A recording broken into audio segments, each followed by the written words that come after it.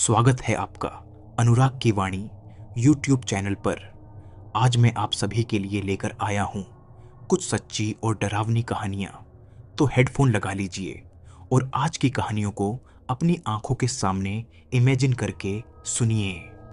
ये बात उन दिनों की है जब मैं, मेरी अम्मी, मेरा भाई और उनके बीवी बच्चे अब्बा के फौत यानी उनके दुनिया से चले जाने के उसी पुराने मकान में रहने आ गए थे जो वो हमारे लिए आखिरी निशानी के तौर पर छोड़ गए थे। अब्बा के गुजर जाने के बाद घर के हालातों में ज़रा कमी बेशी आ गई थी, क्योंकि अब्बा की कमाई से घर का अच्छा खासा खर्च निकल जाया करता था, जिससे अम्मी सब कुछ सहेज कर रखती थी। लेकिन उनके गुजर जाने के बाद सब कुछ उथल पुथल सा हो गया था। भाई की एक मखसूसन सी नौकरी थी जिनसे घर का खर्च मुश्किल से ही चल पाता था। इतने से पैसों से वो बेचारे भी क्या क्या करते। उनके 2 बच्चे थे जिनकी पढ़ाई खर्चा और फिर घर का भी खर्चा चलाना मुश्किल होता जा रहा था। घर के हालातों को देख मैंने घर में ट्यूशन पढ़ाना शुरू कर दिया, ये सोच कि अम्मी की कुछ मदद हो जाएगी।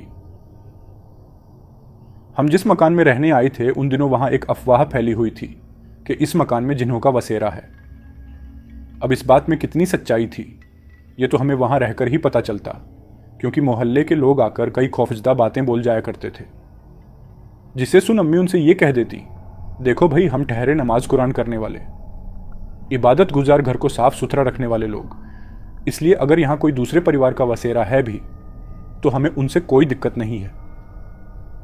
अम्मी की बातें सुन वो औरतें तो चली जाती, मगर फिर मेरे मन में ये सोच चलने लगती कि क्या यहाँ सच में जिन्न जिन्नात होंगे। कुछ दिन बीते और अब हमें घर में उनके होना महसूस होने लगा था, यानी कि घर में कुछ ऐसे वाकयात होने लगे थे जो सच में बहुत अजीबोगरीब थे और जिनसे हमें उनके होने का एहसास हो रहा था।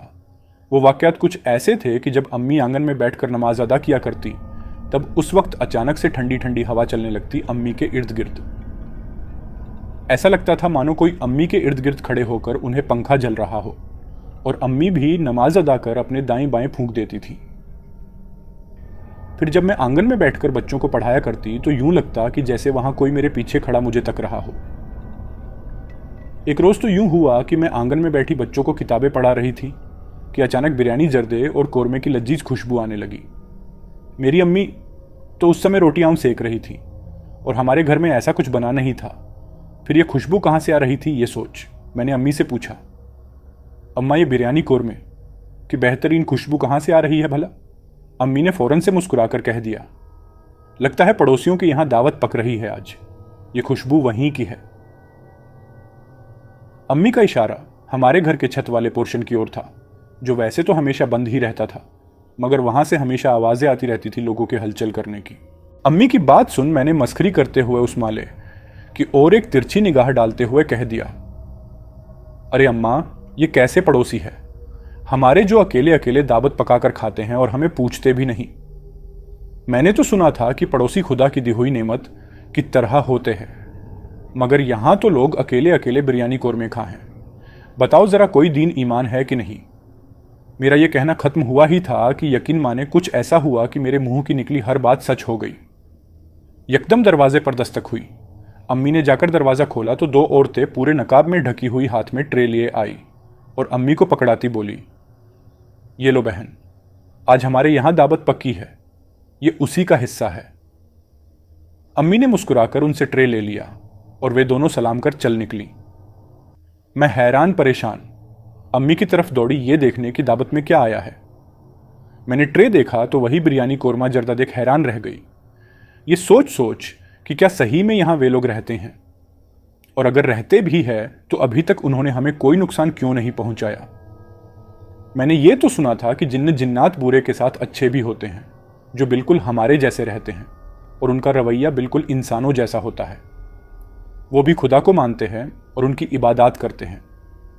और यही बात एक रोज़ हमें पता चली जब हम गांव के पास वाले दरगाह पर गए फातिहा पढ़ने। वहां अम्मी ने मौलवी साहब को बताया कि हमारे घर में ऐसा ऐसा होता है, और मौलवी साहब ने हमें बताया कि वो एक जिन्नाती परिवार है जो सालों से आपके घर के ऊपर वाले माले पर रहती है। वो एक अच्छा इबादत गुजार परिवार है जिसमें माँ बाप और उनका एक नौजवान बेटा रहता है। उन लोगों ने आप लोगों को अगर कोई नुकसान नहीं पहुंचाया है तो इसका मतलब ये है कि वे सभी आप लोगों को पसंद करते हैं और चाहते हैं कि आप उनके साथ ही रहें वे आपसे खुश रहते हैं क्योंकि आप लोग घर में नमाज कुरान करते रहते हैं और घर को साफ सुथरा रखते हैं। मौलवी साहब की बातें सुन मैं ज़रा परेशान हो गई थी, लेकिन अम्मा खुश थी, ये सोच कि चलो हमारा कोई हमसाया तो है। एक रोज़ शाम के वक्त मैं खुले बाल लेकर छत पर टहल रही थी कि तभी मुझे महसूस हुआ कि किसी ने मेरे बालों पर अपना हाथ फेरा। मैं घबराई, डरी, सहमी, खुद में डूब कर आंखें नीचे बुदबुदाई। देखें, अम्मा कहती हैं यहाँ जिन्हों का परिवार रहता है, अगर आप उन्हीं में से एक है तो खुदा के वास्ते मुझसे 4 कदम दूर रहें। मैंने आपका कुछ नहीं बिगाड़ा। अभी मैंने ये कहा ही था कि तभी मेरे कानों में एक चाशनी भरी आवाज़ गूंजी, आप फिक्र ना करें रमशा, अब से मैं आपसे 4 कदम के फासले पर ही रहूंगा जब तक आप चाहेंगी। उस आवाज़ की कशीश ने मुझे अंदर से झंझोड़ कर रख दिया था, लेकिन खौफ के मारे मैं चौंकी। मैं घबराई अपना नाम सुनकर।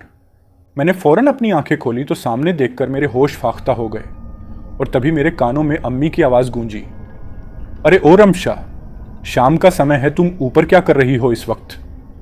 फौरन नीचे आओ। अम्मी की पुकार सुन मैं खौफ के मारे आनन फानन में उल्टे पैर नीचे की ओर दौड़ी। मैं घबराती कपकपाते कदमों से चलकर नीचे आ रही थी, सीढ़ियों से भागती हुई, कि तभी मुझे महसूस हुआ कि मेरा पैर किसी चीज से टकराया और मैं औंधे मुंह गिरने वाली थी कि एकदम किसी ने मेरा आंचल पकड़ थाम लिया और मैं गिरने से बच गई। आंचल पकड़ने से क्या कोई गिरता नहीं? ये सोचने वाली बात है कि आंचल का वजन इंसान के मुकाबले इतना कुछ होता नहीं, तो फिर एक हल्के से दुपट्टे के सहारे मैं कैसे बच गई? बहरहाल ये तो कुछ नहीं था। मैंने तो जब पीछे मुड़कर देखा तो और हैरतज़दा हो गई, क्योंकि मैंने देखा मेरा आंचल एक कील से अटका है, वो भी बड़ी सख्ती से। खौफ के मारे मैं अपनी बड़ी बड़ी आंखें फाड़े ये नज़ारा देख रही थी कि तभी मेरा आंचल उड़कर मेरे सर पर अड़का। तभी अम्मी आ गई ये कहती हुई, तुम यहाँ क्या कर रही हो? चलो आओ, चलकर मगरिब की नमाज अदा करो, फिर रोटियां सेक देना, भाई आने वाला है तुम्हारा। अम्मी की बात पर मैं गुमशुदा होकर उनके साथ चल दी, मगर मेरी निगाह बार बार पीछे सीढ़ियों पर जा रही थी। उस वक्त मुझे महसूस हुआ जैसे वहां कोई मुझे खड़ा देखकर मुस्कुरा रहा हो। देर रात में आंगन में बैठी किताब पढ़ रही थी। आंगन में जलती डिम बत्ती तले खाट पर औंधे मुंह लेटे लेटे। मुझे ऐतिहासिक नोवेल पढ़ने का बड़ा ही शौक था। मैं अक्सर रात के खाने के बाद नोवेल लेकर बैठ जाया करती थी पढ़ने के लिए। जून की गर्मी थी और आंगन में बड़ा हव्स यानी गुम्मस फैला हुआ था हवा न चलने के कारण। पेड़ की 1-2 पत्तियां हिलती थीं, फिर रुक जाती। ये देख मैं गुस्से से बुदबुदाई, ओह ये क्या बेरहमी है जो हवा का नामो निशान गुम है आज। ओ खुदाया, इतनी गर्मी है, कुछ तो रहम करो। मेरा बुदबुदाना था कि यकायक आंगन में ठंडी हवा के झोंके बहने लगे। मैं ये देख सकपकाई अपने इर्द गिर्द झांकते हुए। अम्मा, भाभी, बच्चे, भाई सब सो चुके थे सिवाय मेरे। मैं आंगन में अकेली और सारा घर सन्नाटा। ये देख मेरा दिल होला अंदर से और मैं घबराई। मैंने अंदर ही अंदर मन में वृत करना शुरू कर दिया खुदा का नाम लेते हुए। फिर फौरन खटिये से उठी और चप्पल पहन दौड़ी अपने कमरे की तरफ। मेरा 2 कदम दौड़ना था कि तभी पीछे से मेरे कानों में आवाज़ आई, रमशा, आप अपनी नोवेल तो यहीं भूले जा रही है। खौफ के मारे मेरा दिल दहला। फिर कांपते नज़रों के साथ मैंने पीछे मुड़कर देखा, थरथराते हुए। मेरे सामने एक 7-8 फुट का लंबा शख्स खड़ा था, अपनी नूरानी सूरत लिए, बदन पर सफ़ेद लिबास, हाथों में तस्बीह, सर पर टोपी और आंखें उसकी नीले समंदर जैसी। उसकी शहद से मिट्टी कर्कश आवाज़ जिसने मुझे लुभाने में एक लम्हा न गवाया। मैं कब उसकी ओर खींची चली गई मुझे होश ही ना रहा। उस रात मैंने उसे पहली दफ़ा देखा और फिर देखती ही रह गई। उस रात के बाद अब वो मुझे हर रोज़ नज़र आने लगा था और हम घंटों बातें करते रहते थे। उसने अपना नाम मंजर बताया था और वो मुझसे मोहब्बत करने के दावे किए करता था, मुझे कभी ना छोड़ जाने के वादे किए करता था। अब मैं भी उसे पसंद करने लगी थी और हम दोनों की मोहब्बत परवान चढ़ने लगी थी। कुछ महीने बीते, हम यूं ही साथ साथ रहने लगे। मैं घंटों उससे बातें करती रहती बिना किसी की परवाह किए। मुझे तो यूं लगने लगा था कि यह सब हकीकत में हो रहा है। इसलिए जब एक दिन अम्मी ने मेरी शादी की बात छेड़ी तो मैं यकदम उन पर उखड़ गई, ये कहती हुई कि मैं किसी को पसंद करती हूं और उसी से शादी करूंगी। ये सुन अम्मी मुझसे बोली, अच्छे से जानती हूं तुम्हारी पसंद को मैं इसलिए कह रही हूं। हमने जो लड़का तुम्हारे लिए देखा है उससे शादी कर अपने घर चली जाओ, इसी में हम सबकी भलाई है। अम्मी की बातों पर मैं झारो कतार रोने लगी। सिसक सिसक कर तो अम्मी मेरे सर पर हाथ फेरती, कहा गई बेटा भले ही मैं तुम्हें अभी दुश्मन लगूंगी, लेकिन कल को जब तुम उसके सम्मोहन से निकलोगी तो मेरा शुक्रिया अदा करोगी। ये बात तो वो सच ही कह गई थी। अगर उस वक्त ना होती, न जाने आज मैं कहाँ किस हाल में होती। खैर, तो जब अम्मी ने मुझसे शादी की बात छेड़ी तो मैं रोती बिलखती अपने कमरे में जा पहुंची। चंद मिनटों में वहां मंजर हाजिर हो गया। ये पूछते हुए कि क्यों रो रही हो, तो मैंने उसे रो रो कर सब बता दिया। उसने मुस्कुराते हुए कहा, घबराओ नहीं, मेरे रहते ऐसा कुछ नहीं होगा। बस तुम ये बात अपने इख्तियार में रखो कि तुम मुझसे मोहब्बत करती हो और मुझसे ही निकाह करोगी। हाय मैं झल्ली उसकी बातों में आती रही, बिना ये सोचे समझे कि वो एक जिन्न है और उसका मेरा कोई जोड़ नहीं। लेकिन उस वक्त ये बात कहाँ समझ आई। देखते ही देखते अम्मी ने मेरा रिश्ता तय कर दिया, मेरे लाख मना करने के बाद भी। ये उस रोज़ का वाकया है जिस रोज़ लड़के वाले मंगनी करने आ गए थे। मैं अपने कमरे में कमरा बंद किए बैठी थी कि अम्मी आई ये कहती हुई कि तुम अब तक तैयार नहीं हुई, उठो चलो तैयार हो जाओ। मैं खामोश बैठी घुटनों से सर लगाई झूम रही थी कि जैसे ही अम्मी ने मुझे छुआ, मैंने तैश में आकर उन्हें दूसरी ओर धकेल दिया। उस वक्त यूं लगा जैसे मेरे अंदर कोई जिन्नाती ताकत आ गई हो। यकायक फिर मेरी आवाज़ भर्रा आई और आंखों में सुर्ख अंगारा दहकने लगा। अम्मी मुझे देख बोली, बेटा इसे छोड़ दो, हमारा तुम्हारा कोई बैर नहीं। न हमने तुम्हें कभी कोई परेशानी दी और न ही छेड़ा, तो फिर तुम क्यों मेरी बेटी के हवासों पर सवार हो गए हो। अम्मी अपनी झोली फैलाए रोती बिलखती फरियादें कर रही थीं कि तभी मेरे अंदर समाये मंजर ने कहा, मैं रमशा से मोहब्बत करता हूँ। रमशा मेरी मोहब्बत है और मैं रमशा को कभी किसी और का होने नहीं दूंगा। अम्मी रोती सिसकती बोली, आखिर हमने तुम्हारा क्या बिगाड़ा है? हम तो सफ़ेद पोश लोग हैं, हमने कभी किसी का बुरा नहीं किया, फिर तुम क्यों इस पर सवार हो, ये जानने के बावजूद कि इंसान और जिन्न का कोई मेल नहीं। मेरी बेटी को बख्श दो, ये एक माँ की फरियाद है, अल्लाह इसका तुम्हें जजा देगा। अम्मी अभी रो ही रही थी कि अचानक से दो काले नाग कमरे में दाखिल हो गए, अपने अपने फन फैलाए। मेरी अम्मी मजबूत दिल की पाकिज़ा औरत थी तो वो न घबराई, क्योंकि उन्हें मालूम था कि वो दोनों नाग मंजर के अम्मी अब्बू हैं। इसलिए उन्होंने मजबूती से डटकर बोला, खुदा के वास्ते इससे कहें कि ये मेरी बेटी को छोड़ दे। और ये सुनते ही वे दोनों नाग पलक झपकते ही अपने इंसानी रूप में आ गए सलाम करते हुए। अम्मी उन्हें देख झुक कर बादब सलाम करती हैं, जिस पर वे दोनों कहते हैं, आप घबराई ना बहन, आपकी बेटी को कुछ नहीं होगा। रमशा भी हमारी अपनी बच्ची की तरह है, हम उसे कोई नुकसान नहीं होने देंगे।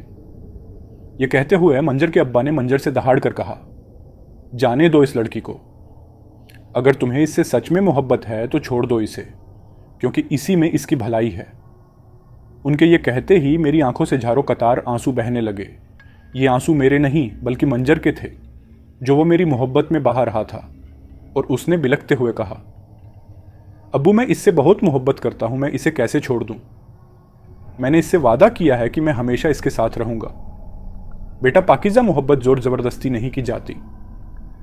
अगर तुम्हें सच में हमेशा उसके साथ रहना है तो उसके इर्द गिर्द रहो, हवा बनकर, फूल बनकर, पेड़ बनकर या उसकी छाव बनकर। मंजर झारों कतार सूबक सूबक कर रो रहा था मासूम बच्चे की तरह।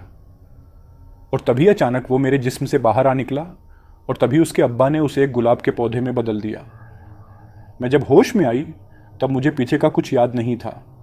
मैं टुकुर टुकुर खामोशी से सबको तक रही थी कि तभी मंजर की अम्मी वो पौधा हाथ में लिए मेरी ओर आई, मुस्कुराते हुए ये कहती हुई, लो तुम्हारी शादी का तोहफा। मैं उन्हें देख हैरान परेशान थी, ये सोच सोच कि न जाने ये कौन मोहतरमा है, कि तभी वो मुझसे कहने लगी, ससुराल जाने के बाद इसे अपने इर्द गिर्द कहीं लगा लेना और रोज इसमें पानी डालना। अगर तुम इसका ख्याल रखोगी तो ये तुम्हारी शादीशुदा जिंदगी को अपनी खुशबू से महका देगा। उन्होंने वो गुलाब का पौधा मेरी ओर बढ़ाया। मैं पौधे को तकती रही, सुनी आंखों से। उसमें एक ही गुलाब था जो बेहद खूबसूरत था। और वो दिन है और आज का दिन है, मैं हर रोज उस गुलाब के पौधे में पानी डालती हूँ और उसकी खुशबू से मेरा पूरा घर महकता रहता है। मैं अपने शौहर के साथ अपनी शादीशुदा जिंदगी में बहुत खुश हूँ, लेकिन जब भी उदास होती हूँ तो अपने गुलाब से बातें कर लिया करती हूँ, जिससे मेरा मन बहल जाता है और उसे देख यूं लगता है कि जैसे ये मुझे सुन रहा है। दोस्तों, यहाँ खत्म होती है आज की पहली कहानी।